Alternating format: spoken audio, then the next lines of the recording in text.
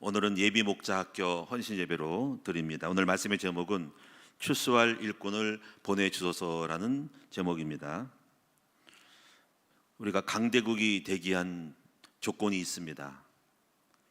오늘날의 그 강대국들이 우리가 G2라고 하죠. 미국과 중국이 지금 오늘날 강대국이죠. 물론 미국이 좀 세고 중국이 좀 따라오는 형색이긴 하지만 우리가 이 강대국의 조건이 있습니다. 이 강대국의 조건은 무엇일까? 5가지 정도로 볼 수 있는데, 첫째는 군사력이 압도적이어야 해요. 대한민국 군사는 이건 4위라고 하더라고, 전 세계 4위. 근데 사실은 아무리 재래식 무기가 있어도 핵무기가 없으면은 핵무기 한 방 앞에 무너지지 않을까. 그래서 핵무기가 없을 때는 아직까지 그것은 4강이라고 하는 것은 4위라고 하는 것은 장담할 수가 없습니다. 그래서 대한민국이 핵무기를 갖춰야 된다 하는 것입니다. 그러면 이제 아무도 함부로 우리를 넘볼 수가 없고, 함부로 우리 앞에 함부로 할 수가 없죠. 그리고 이제 여러 가지로 어떻게 보면은 미군도 필요 없을 것이고 자주 국방이 되니까. 그래서 이제 그런 것들이 핵무기 갖고 있으면 미군이 주둔할 수 필요가 없고 영향력이 벗어나기 때문에 미국은 자국의 영향력을 두려고 한국 내 핵무기를 절대로 반대하고 있죠. 두게 되면은 미군하고 빠이빠이 되니까. 그리고 연쇄적으로 또 일본도 핵무기를 갖추게 되면은 일본은 또 잠재적인 위협이 되잖아요. 미군이 간대 2차 전 때 일본에다가 핵무기를 썼기 때문에 일본이 보복을 할 수 있다고 생각하기 때문에 결사적으로 일본이 핵무기를 갖는 것을 원치를 않습니다. 자, 그래서 우리가요, 첫째가 강대국이 되는 조건은 첫째가 군사력이다. 군사력은 군인들과 무기로 평가될 수 있다는 거고, 두 번째는 강대국이 되는 두 번째는 바로 경제력입니다. 경제력. 이 경제력이 있어서 한 국가 안에 세계적인 탑 회사들 1등, 2등 하는 회사들이 얼마나 있느냐 하는 거죠. 대한민국은 그렇게 많지를 않죠. 중국이 많아요. 미국이 많고. 대한민국은 뭐 삼성 뭐 이런 회사, 자동차로 뭐 현대 이런 거 몇 개밖에 없어요. 그 때문에 우리가요, 글로벌적으로 세계적인 압도할 만한 그런 나라들을 많이 만들어내야 된다. 세 번째는 강대국이 되는 조건은 인구수입니다. 인구수. 그리고 인구수가 많아야 해요. 중국이 뭐 13, 14억, 또 미국이 한 2억 정도 되고, 일본이 1억 2천, 대한민국은 5천만? 5천만? 뭐 그 안팎일 거예요. 이런 것들이 이제 인구수가 많은 것이 강대국의 조건이 됩니다. 인구가 적으면은 아무래도 인구가 소진돼 버리면은 안 됩니다. 네 번째가 영토입니다. 땅입니다. 땅. 이 땅이 큰 것이 강대국이 됩니다. 중국 땅덩어리 보십시오. 미국 땅덩어리가 얼마나 큰지 몰라요. 러시아가 큰 나라들은 다 굉장히 세요. 러시아가 세잖아요. 소련. 중국 보세요. 미국도 굉장히 큽니다. 알래스카라든가. 근데 인도가 지금 굉장히 인구수가 많고, 그리고 또 땅도 넓어요. 잠재적인 강대국이 될 가능성이 많죠. 근데 여기서 이제 가장 중요한 결정이 뭐냐면 마지막 5번째가 사상입니다. 사상.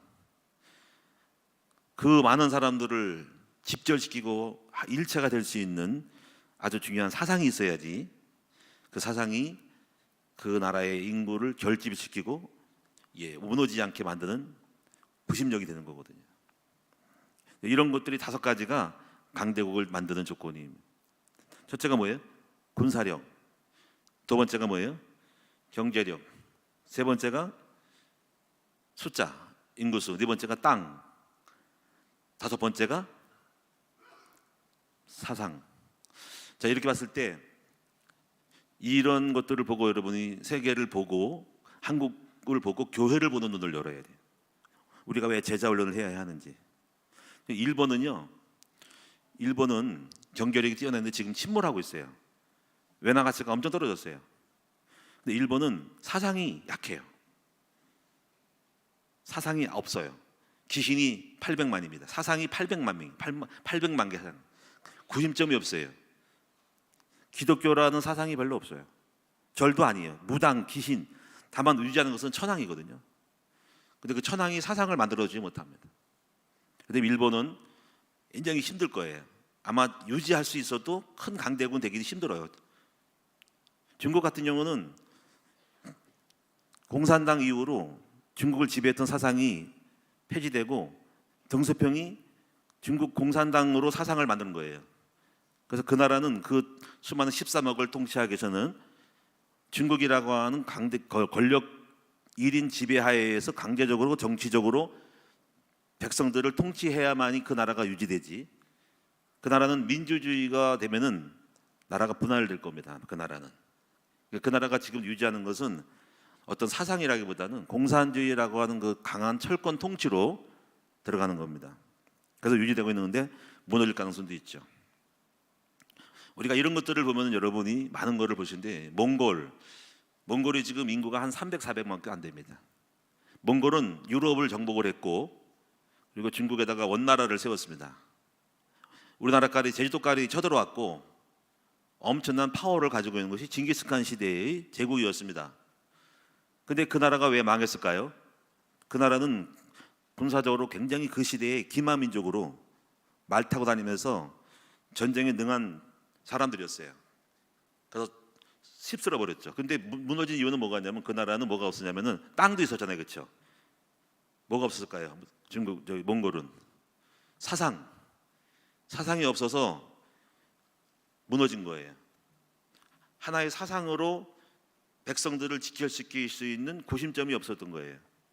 그래서 몽골은 한때 영웅이 나타나서 강대국을 만들고 영토를 정복했으나 사상이 없으면 오합지졸이 되는 것입니다. 이런 것들을 여러분 알아야 해요. 로마라는 나라도 기독교가 들어갔지만은 사상이 약해서 오합지졸돼가지고 무너진 것입니다. 그러니까 유럽, 미국이라는 나라는 지금 이 강대국의 조건을 몇 가지 갖추고 있어요.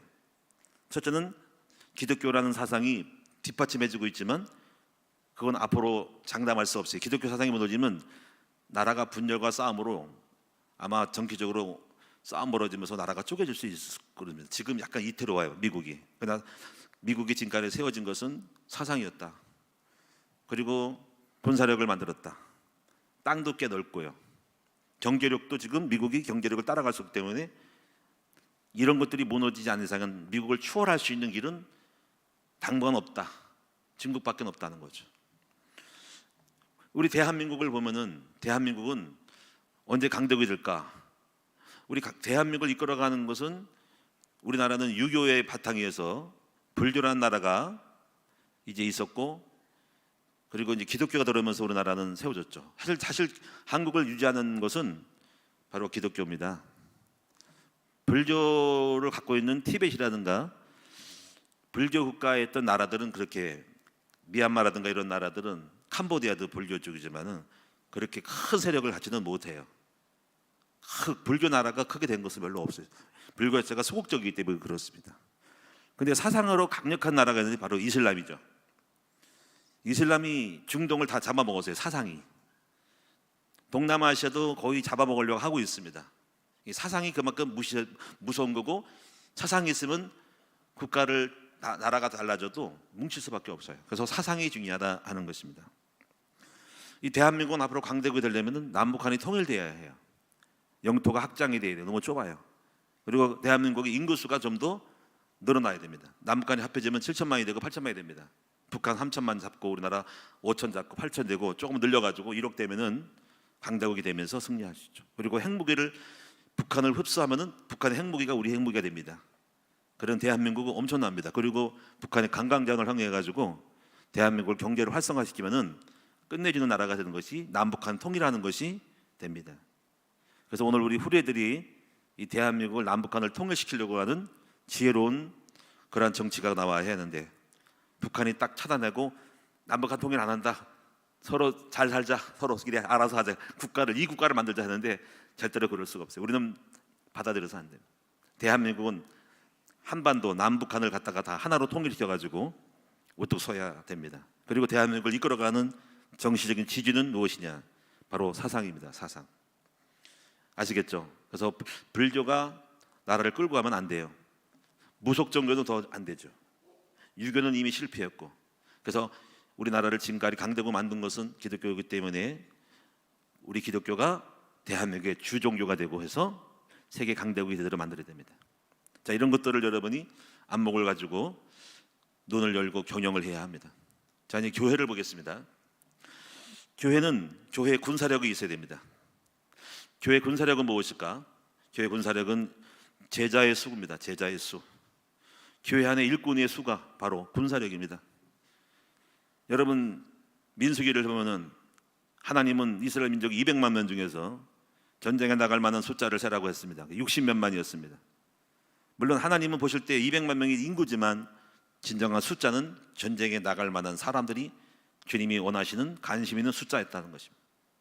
목회자의 관심은 누가 있냐면 많은 평신도도 있지만은 정말 주님의 일을 할 수 있는 사람, 전도할 수 있는 전도 제자들이 숫자가 교회의 숫자라는 것이죠. 바로 전쟁에 나갈 만한 제자의 숫자가 돼야 돼요.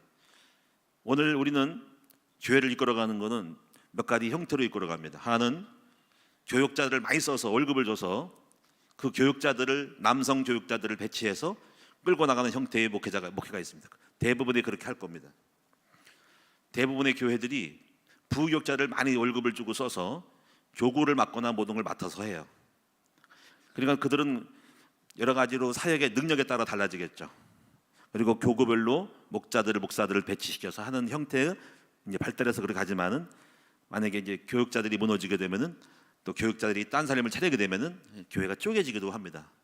그래서 많은 교회들이 교육자들이 쌀림을 차리고 나가서 갈라집니다. 자, 임마누엘 교회가 지금 현재 이제 임마누엘 교회가 바로 부교육자를 세웠더니 부교육자가 성도들을 데리고 나가가지고 정왕동에 또 세웠어요. 그러니까 이런 형태는 굉장히 불안한 형태가 될 수가 있습니다.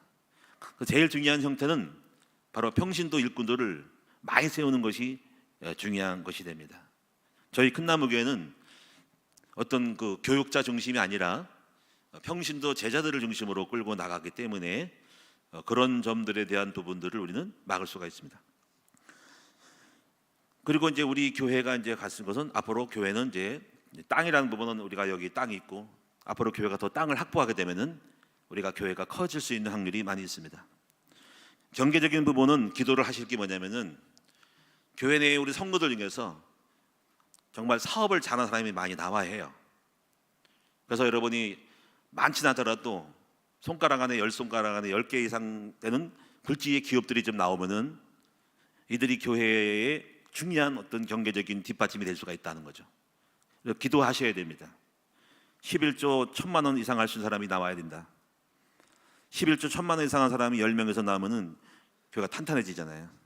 근데 여기 이 지역 자체가 큰 사업을 하는 그런 현장이 아니기 때문에 앞으로 여러분이 오든지 기도해서 오늘 여러분이 우리 청년들이 사업을 해가지고 여러분 이 큰 굵직굵직한 그런 스타트업을 하거나 사업을 하는 여러분이 되었으면 좋겠어요. 그리고 여기에는 남성뿐 아니라 여성들도 돈을 좀 많이 벌 수 있는 여러분이 많이 되었으면 좋겠어요. 그래서 그런 굵직굵직한 어떤 핵심적인 인물이 좀 많이 나와가지고 그들이 교회에 정말 중요한 경제적인 뒷받침을 해줄 수 있는 일꾼이 나와야만이 교회는 큰 일을 하는데 어떤 그런 큰 일을 할 때마다 힘이 없으면 하나하나 할 때마다 힘이 겹죠. 그래서 그런 점들이 이제 우리 교회가 기도해야 될 제목이라고 생각을 합니다. 우리 교회에서 사상은 복음 사상이죠. 철저하게 예수 그리스도의 복음을, 이것이 다른 사상이 들어가면 안 되고 오직 예수 그리스도 복음만을 계속적으로 나타내고 누리고 유지하고 전수하고 우리의 세대와 50대 세대, 40대 세대, 30대 세대, 20대 세대 우리 후대들이 완전 복음의 사상으로 유지되지 않으면 안 돼요. 그래서 복음의 다른 것을 말하면 안 됩니다. 그리고 이제 우리가 여기서 교회가 하나의 변수가 있는데 여섯 번째가 뭐냐면은 이렇게 강대국이 돼도 세월이 갑니다. 한 세대가 지나갑니다. 그래서 과거의 영국 같은 나라는 경제적도 되고 경제가 됐었고 그리고 사상이 됐었고 국방도 튼튼했는데 해양을 바다를 잡아가지고 근데 그게 왜 무너지냐면은 후손들이 인구수를 얘기를 많이 안 나가지고 숫자가 줄어서 무너진 겁니다. 그리고 사상도 동성애나 이런 게 들어오면서 무너지기 시작했지만은 지금 유럽 같은 경우는 큰 교회들이 성장했던 그 왕성했던 그 전성기들이 사라지고 전부 텅 비어 있다. 노인들도 가득 차고 있다. 교회가 그래서 흙물스럽게 정보가 골치 아플 정도로 교회가 방치되어 있다는 것이죠. 우리가 이런 것들을 알기 때문에 이 여섯 번째 차원이 바로 다음 세대거든요. 지금 아무리 왕성해도 오늘날 모든 교회들이 숫자가 있겠지만 차이가 있겠지만은 작은 교회에서 무너지게 되고 큰 교회는 좀 늦게 무너지겠지만은 세월이 갈 때 다음 세대의 후대가 없으면은 그 영광스러웠던 모든 그 영화는 사라져 버리는 겁니다. 그래서 우리는 이걸 알고 이 복음을 계승하기 위한 다음 세대의 후대들에 대하여 우리 이 프로젝트가 우리 학교를 세워서 교회의 인구수 후대들을 많이 만들어낼 수 있고 유지시킬 수 있는 방법들이 바로 대안학교라 하는 것을 아셔야 된다. 우리는 여러분이 이제 이렇게 목회를 보면서 우리가 목회를 경영을 해야 하고 여러분들은 이제 어떻게 할지 모르지만은 목회자는 이거를 항상 전체적인 통찰력을 가지고 방향을 잡고 나가고 있다라는 것을 아셔야 된다. 이제 2월 달에는 우리가 이제 두 번째 부분이 뭐냐면 군사력, 첫째 부분이 군사력이거든요. 이제 교회 내 제자들을 많이 피우는 시즌이 왔는 거죠. 그래서 우리 교회에서 이제 하고 있는 훈련은 이제 1월 달에는 1대1이고 2월에는 예비 목자고 3월 달에는 전지학으로서 이제 이 세 가지가 가장 메인은 훈련되어서 이 군사를 양성하는 교회 내의 일꾼을 병사들을 양성하는 시스템이 바로 우리 학교입니다. 그러므로 이 나라도 마찬가지로 항상 젊은 청년들을 군인으로 양성하기 위한 군대 제도가 있습니다. 해군, 육군, 사관학교 또 일반 병 특선사들이 있어서 병사들을 양성하지 않으면 대한민국은 진작 침략당하여 망했을 거라는 겁니다. 과거에 일제시대에도 쳐들어와서 또 6.25 전쟁 때도 무기도 없었고 병사가 없었지만 미군이 와서 외국에서 도와줬지만은 이걸 알고 있던 박정희 대통령이 군사력을 정비하고 국군 훈련을 시키고 무기를 침략을 당해봤기 때문에 대한민국이 방산산업을 발전시켜가지고 놀라운 무기들을 계속 만들어내면서 함부로 우리나라를 공격했다가는 큰일 날 정도로 굉장한 파워를 갖게 되어 있는 거예요. 그래서 한 국가의 중요한 나라를 지키는 전쟁에서 패배하지 않고 침략당하지 않으려면 군사력과 그리고 무기 체계가 갖춰야 된다는 거예요. 교회도 마찬가지로 교회는 끊임없이 그래서 훈련을 시켜야 해요. 이 훈련의 과정들이 바로 뭐냐면 바로 1대1 학교, 그리고 오늘 예비 목자 학교, 그리고 또 3월 달에 붙어 있는 전지학이라고 할 수가 있다는 것입니다. 자, 그래서 이런 것들을 아우서 잡고 정말 중요한 이 일꾼을 훈련시킨 일에 여러분이 온 성도가 힘을 합해가지고 이 가치를 알고 이번에도 우리가 목자들을 또 만들어내는 이 훈련을 통해서 새로운 목자들이 세워져 나가는 역사를 만들어 가야 됩니다. 그러면 몇 가지 제가 정리해보면, 첫째, 예수님 당시에는 현장에는 어떤 사람이 있었는가? 오늘 본문에 보면은 35절 30절에 보면은 여기 약한 것 모든 병, 그리고 목자 없는 양과 같이 유리하는 모습이 있었다는 겁니다. 물론 모든 현장에는 문제가 많죠. 병든 자, 지금도 마찬가지로 똑같이 있어요. 지금도 병든 자, 귀신 들린 자, 정신병 걸린 자, 가난한 자, 또 지체 장애인들, 또 그 당시에 거린들도 많았겠죠. 또 그 당시 예수님 당시에는 병원이 있겠습니까? 병원이 없었겠죠. 별로 없었겠죠. 보험제도가 없었겠죠. 복지제도는 없었을 겁니다. 근데 지금은 많이 좋아졌죠. 저는 제가 태어났던 시대에도 제가 고향이 이제 주로 태어난 데가 인천입니다. 바로 여러분 이해동네가 인천입니다. 인천에서 제가 태어났고 20살, 25살까지 거기서 자랐고 그 다음부터는 객지 생활을 했어요. 내가 살던 고향은 인천은 지금 많이 발전했습니다. 주로 인천항 쪽에 그쪽 주변에서 신흥동 거기에 이렇게 살았는데, 저희가 살던 동네는 미군들이 많았어요. 미군이 주둔했다는 거예요. 미군 부대가 주둔했고 그 미군들이 늘 싸웠어요. 미군들이 늘 싸우고 그랬습니다. 그리고 깡패들이 많았어요. 인천에 깡패들이 유독 많았어요. 그 뭐 인천 깡패하면 유명해요. 영등포 이런 깡패들이 왔다 갔다 하고, 동인천에 깡패들이 많았고 늘 싸우는 거를 봤어요. 미군들하고 한국 사람하고 꽃갱이 들고 싸우는 걸 많이 봤습니다.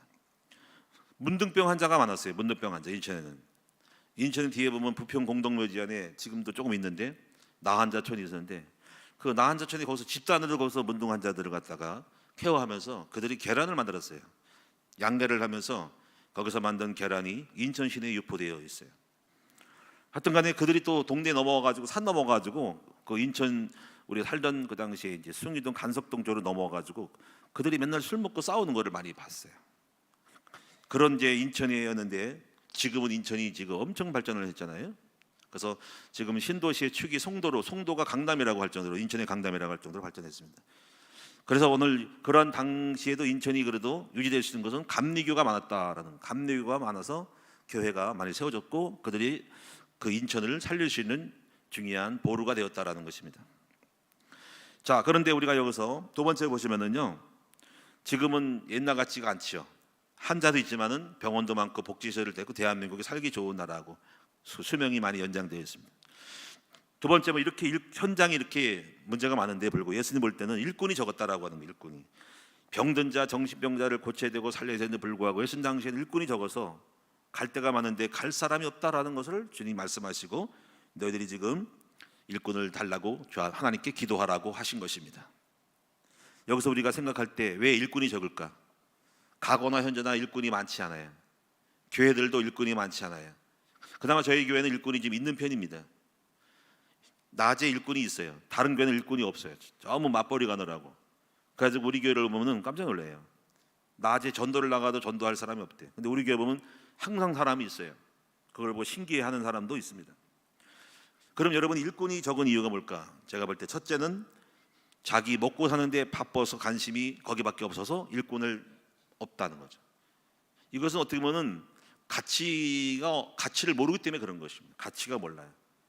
전도의 가치, 사명의 가치를 모르기 때문에 먹고 사는 것이 가치가 1순위 돼가지고 많은 사람이 일꾼이 없는 거죠. 이 가치를 바꿔줘야 되거든요. 이 가치를 바꾸지 않으면 일꾼이 나오지는 않기 때문에 계속 끊임없이 우리 강달상에서는 전도의 가치를 계속적으로 어필을 해야 합니다. 두 번째는요, 여기서 우리가 알 것은 전도와 전도 제자라는 것을 알아야 돼요.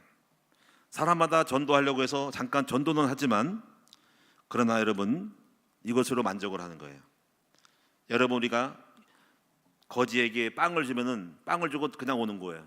근데 그 빵을 받은 그 거지를 온전히 케어하는 사람은 없어요. 많은 사람이 전도를 해서 사람을 데리고 오지만 그 사람을 지속적으로 관리하고 양육할 수 있는, 돌볼 수 있는 멘토링을 하는 사람은 드물다는 거죠.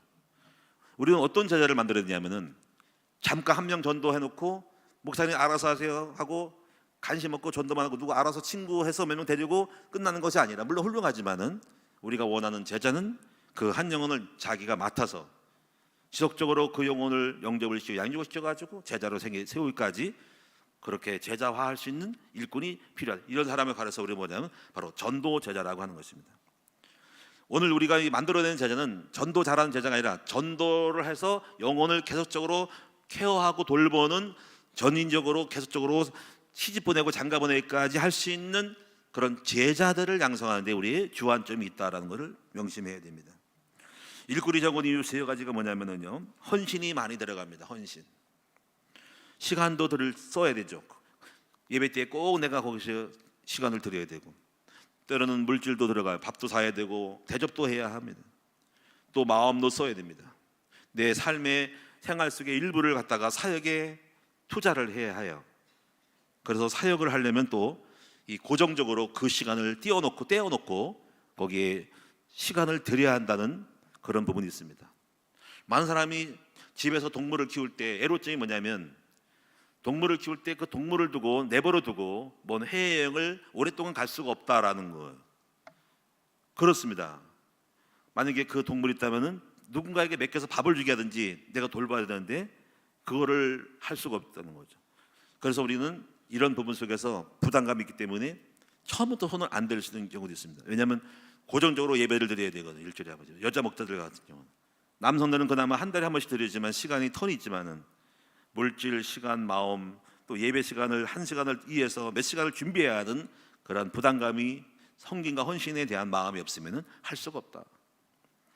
또 네 번째 부분은 이렇게 전도 제자가 될 수 있을 때 실제적으로 어떻게 무슨 메시지를 해야 되고 어떻게 해야 할지를 잘 모르는 데서 내가 이 사역에 대한 부담감 때문에 아예 손을 안 대는 것입니다. 실제로 많은 목사님들이 물어보면은 목사님 교회 제자 훈련 시켜야 됩니다. 어떻게 해야 하는지를 모르는데요, 목사님들이. 그래서 참 신기하다 싶어요. 뭘 배웠지? 정말 실전에 필요한 걸 안 배우더라고요. 그래서 교재를 뭐 써야 되냐? 아, 목사님 맨날 설교하는데 그 설교하면 되지. 그걸 못 하는 거예요. 아, 평신도를 시켜서 훈련해야지. 교사가 없대. 목사님이 성도들 훈련해서 그 성도들을 가르치게 하면 될 거 아닙니까? 그런 게 있냐는 거예요. 전혀 깜깜무소식이어서 정말 대단한 일이 많더라고요. 전혀 너무나 수준이 내가 볼 때는 안 맞아요. 안 돼 있어요.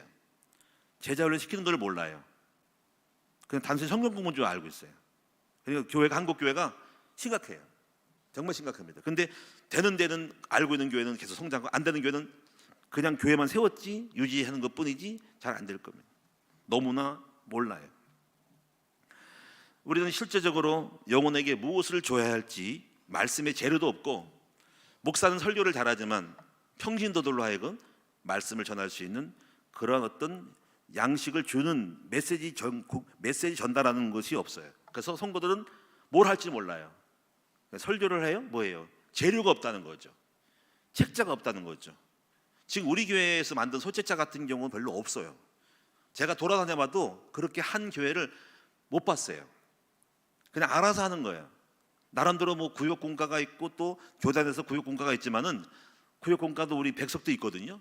보지만은 좋긴 하겠죠. 근데 교단에서 만든 것이 자체 교회에서 이렇게 만들어내는 그런 없다 이거죠. 자, 그래서 이걸 일꾼이 적은 이유 첫째 뭐예요? 자기 먹고 사는데 바쁘다. 거기에 관심 있지 주의 일은 관심이 없다. 이렇게 말하면 사명이 없다. 영혼에 대한 관심이 없다. 그리고 잠깐 전도하지만은 깊이 영혼들을 케어할 만한 전도 제자는 드물다. 헌신이 많이 들어가므로 부담스러워한다. 실제적으로 어떻게 할지를 모른다. 그리고 무슨 말씀을 줄지에 대한 소스와 자료가 없다. 그러므로 안 한다. 번거롭다. 없다 하는 거야. 저희 큰 나무는 이게 열려 있는 거예요. 이게 엄청나게 여러분 지금 많은 소스를 주고 있는 거예요. 자, 그러면 세 번째, 하나님은 추수한 일꾼을 부르시고 계십니다. 오늘 38절에 보니까는 방황하는 영혼이 많은데, 추수할 것이 많은데 일꾼이 없으니 하나님께 기도하여 일꾼을 달라고 하라 하는 거죠. 오늘 그 하나님이 부르시는 그 부름의 소리에 오늘 예비목자 학교에 이제 개설을 하고 오늘 여러분을 초청하는 겁니다. 사랑하는 성도들이여, 내 양무리, 내 사랑하는 양무리들을 좀 케어하고 돌봐 달라. 내 양을 너에게 맡기마라고 말씀하심으로써 오늘 이 훈련을 개설하여서 여러분을 초청하는 것입니다. 오늘 여러분 예비목자 훈련이 다 응하여서 주님 내가 여기 있나이다 나를 써주소서라고는 이사야 선지자의 고백이 여러분의 고백이 될 수 있기를 바랍니다. 네 번째로는 그래서 예비목자 학교 훈련은 뭐냐면, 앞으로 하나님의 부르심에 응하기 위하여 좋은 목자가 되기 위하여 준비하는 과정이 바로 목자 학교 훈련이 예비목자 학교입니다. 전지학은 본격적으로 전도자의 삶으로 평생 살 것을 준비하는 그런 과정을 말하지만은, 예비목자 학교는 소위 말하는 목자 학교예요. 아주 찍어놨어. 목자가 되기 위한 학교예요. 그래서 이 목자 학교에 들어오셔야만이 목자가 될 수 있는, 가장 다른 거 많이 안 하고 목자의 소양을 만들어주는 것이 목자 학교예요. 이게 바로 예비 목자 학교라는 것입니다. 먼저 여러분이 이번에는 3차가 됩니다. 3차. 제 1차, 2차, 3차인데 3단계 3차 메시지가 나갈 거예요. 8강이 이틀간 나갑니다. 첫째는 어떤 내용이냐면, 오늘 이번에 3차에서 1강, 2강은 자신의 소명을 확인하고 각오하라 하는 것입니다. 그래서 이것이 1강, 2강입니다. 그리고 2강에는 두 번째는 목자의 정체성. 정체성이 뭐냐면 나는 주의 군사라고 하는. 세 번째 목자 사역은 뭐냐면 멘토링 사역이라고 하는 거. 이 멘토링에 대한 얘기가 오늘 3차 강에서 나오게 됩니다. 네 번째는요, 목장은 목장을 만들어 양을 쳐야 한다는 거죠. 그래서 목자의 현장은 양을 치는 목장이라는 거. 여러분, 아기를 낳으면은 아기를 안고 돌아다니면 안 되죠. 그 아기는 홈으로, 하우스로 들어가야 됩니다. 단 원룸이라도 그 아기를 품에 안고 잠을 자고 뉘웃고 우유를 먹이고 살림을 하고, 뭐 엄마가 잠을 잘 쓰고 살림할 수 있는 집이 있어야 됩니다. 그 집이 바로 뭐냐면 바로 목장이라는 것이죠. 그래서 이제 드디어 목장 안에서 양을 케어하는 그런 방법을 배우는 것이 오늘 이번 강의 속에 들어가 있어요. 바로 목장이 중요해요. 목장. 전도만 하지 말고 전도했을 때 전도하는 그 양무리를 다 이렇게 케어하는 양우리가 있어야 해요. 그 우리가 없으면 양은 흩어지게 돼 있어요. 그래서 전도와 목장이 떠날 수 없는 관계가 됩니다. 또 목자는 양을 성장시키고 변화시킬 줄 알아야 돼요. 계속 양을 키우는데 변화가 없어. 똑같아. 키도 안 자라고 살도 안 찌고 새끼도 번식 안 하면 그 양은 문제가 있는 거예요. 정상적인 자녀는 성장하여 성숙하여서 때가 되면 학교를 졸업하고 결혼해서 출산해서 다시 분가를 하는 것이 정상입니다. 변화가 되는 것이 어떻게 될 것인가를 배우는 것이 이번에 과정에 있습니다. 목자는 그래서 쉽지가 않아요. 그래서 이런 것들에 대한 인내와 고난을 각오하고 해야 한다는 것을, 그것이 마지막으로 또 그리고 평안하게 행복하게 사역을 한다는 것이 마지막 8번째 강의가 되겠습니다. 이래서 여러분 이 예비 목자 학교를 통해서 제3차는 그런 차원에서 말씀을 함께 나누게 될 것입니다. 이거 나중에 있다가 이제 강사단 모였을 때 잠깐 언급을 하겠습니다. 결론적으로 오늘 우리 여러분들은 예수님처럼 양의 목자가 되도록 도전하시는 여러분들 되시기를 축원합니다. 하나님께서 복을 약속했습니다. 하나님은 마태복음 24장 45절에 물질의 축복을 약속했어요. 물질의 축복을 이렇게 말씀했어요. 충성되고 지혜로운 종이 되어서 주인에게 그 집 사람들을 맡아 때를 따라 양식을 나눠줄 자가 누구냐. 주인이 올 때 그 종이 이렇게 하는 것을 보면 복이 있다. 내가 진실로 너에게 이르노니 주인이 그의 모든 소유를 그에게 맡기리라. 여기서 이 소유는 양일 수도 있고 양에 필요한 재물일 수 있고 건강일 수 있고 우리 하나님이 주인이 가지고 있는 모든 걸 도와서 그 목장을 하는 종을 축복하신다는 것입니다. 오늘 여러분 목자가 될 때 그래서 복을 받을 수밖에 없는 사람이 되는 것입니다. 두 번째는 저는 볼 때 후손이 잘 되게 하십니다. 이사야 6장 61장 9절에 보니까는 바로 복음을 전하는 사람들에게 그들의 후손을 만민 가운데 알리리니 여호와께 복받은 자손이라고 인정하리라 그랬습니다. 오늘 하나님은 반드시 이 진실한 참된 양을 치는 목자들을 외면하지 않고 대신해서 그들이 양을 칠 때 하나님은 대신해서 그들의 자녀를 키우신다는 것을 명심하시기 바랍니다. 바로 여러분의 자녀들을 주님이 대신 목양하신다는 사실이기 때문에 그래서 목자들은 자식들이 복을 받게 될 수밖에 없다는 거예요. 세 번째는 하나님은 그들의 양들의 목자들의 그릇을 넓혀서 더 큰 복을 받게 하십니다. 시편 78편의 70절에 보면 이렇게 양을 잘 치던 바로 다윗은 하나님이 쓰시고 보셔서 더 큰 바로 나라의 양무리를 치시는 국가의 지도자로 왕으로 세우신 것을 알 수가 있습니다. 하나님은 이 충성되게 사명을 감당할 때 복의 복, 은혜의 복을 주시는 것입니다. 여러분 2025년 예비목자에 도전하셔서 우리 함께 축복된 하나님의 자리에 나라에 들어가는 저와 여러분 되시기를 축원드립니다. 기도하겠습니다. 하나님 아버지, 가장 소중한 것은 주님의 나라의 군사가 되어서 우리 하나님의 양을 맡아서 때를 따라 양식을 나눠주고 케어하고 돌봄으로써 신실한 목자의 삶을 사는 거야말로 가장 보람되고 영광스러운 일임을 믿습니다.